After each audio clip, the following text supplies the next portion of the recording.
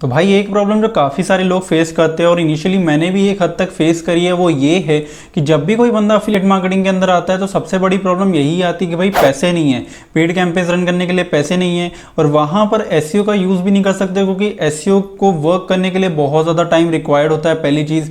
Second चीज़, SEO सीखना पड़ेगा। Third चीज़, ये भी नहीं पता कि जो आपने मेहनत करी है वहाँ पर इतने दिन तक उससे आपको आगे जाके रिजल्ट मिलेंगे भी या नहीं मिलेंगे, और पेड कैंपेन्स रन करने के लिए पैसे नहीं है। तो ये जो पूरी प्रॉब्लम है इसी का सॉल्यूशन के बारे में आज आपको बताऊंगा।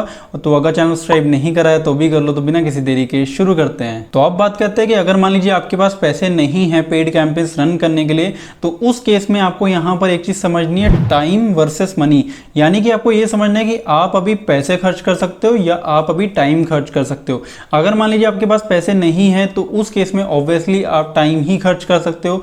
अब यहां पर बहुत सारे लोग क्या गलती करते हैं कि अगर मान लीजिए उनके पास 500 रुपए, 1000 रुपए, 2000 का बजट है तो वो ये सोचते हैं कि इस पैसे से कैंपेन रन करते हैं, देखते हैं कि क्या होगा, थोड़े दिन कैंपेन रन करके देखते हैं सेल आती है नहीं आती फिर बंद कर देंगे। तो अगर आप ये चीज़ करते हो तो हो सकता है कि आपको सेल या कन्वर्जन आ जाए, लेकिन जब आपके पास पैसे नहीं उस कैंपेन को आगे कंटिन्यू रखने के लिए तो आप उस कैंपेन को कभी भी ऑप्टिमाइज नहीं कर पाओगे, और जब आप ऑप्टिमाइज ही नहीं करोगे तो आपका कैंपेन प्रॉफिटेबल नहीं होगा। तो आपके पास जो पैसे थे भी 500, 1000, 2000 रुपए, वो भी आपने वेस्ट कर दिए। तो ये गलती आपको बिल्कुल भी नहीं करनी है। किसी भी कैंपेन को रन करने के लिए जो भी बजट रिक्वायर्ड है वो बजट आपको पहले से इनिशियली रख लेना है साइड में, ताकि जब आप कैंपेन रन करो तो आपको वहां पर पैसे की प्रॉब्लम ना आए और शुरू से लेकर लास्ट तक आप पूरा कैंपेन रन कर सको, अच्छे से डेटा कलेक्ट कर सको, ट्रैक कर सको और अपने कैंपेन को ऑप्टिमाइज कर सको और प्रॉफिटेबल कर सको। और अगर मान लीजिए आपके पास पैसे नहीं है तो आपको वहां पर टाइम इन्वेस्ट करना है। अब टाइम आपको ऐसे फ्री ट्रैफिक सोर्सेज में इन्वेस्ट करना है जहां पे जो भी टाइम आप इन्वेस्ट कर रहे हो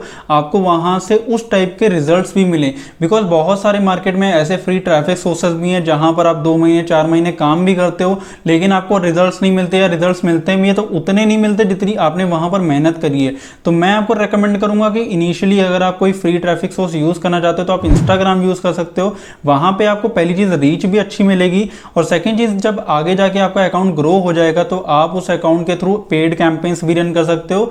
तो आपका जो फ्री ट्रैफिक सोर्स था उसको आपने पेड ट्रैफिक सोर्स में कन्वर्ट कर दिया। तो ये चीज आप कर सकते हो। और जो भी पैसे की आपको सेल या कन्वर्जन आ रही है वो आपको कहीं पे जाके खर्च नहीं करने हैं, वो पैसे आपको री इन्वेस्ट करने हैं अपने कैंपेन्स के अंदर। तो धीरे धीरे आपको अपना फ्री ट्रैफिक सोर्स को पेड ट्रैफिक सोर्स में कन्वर्ट करना है।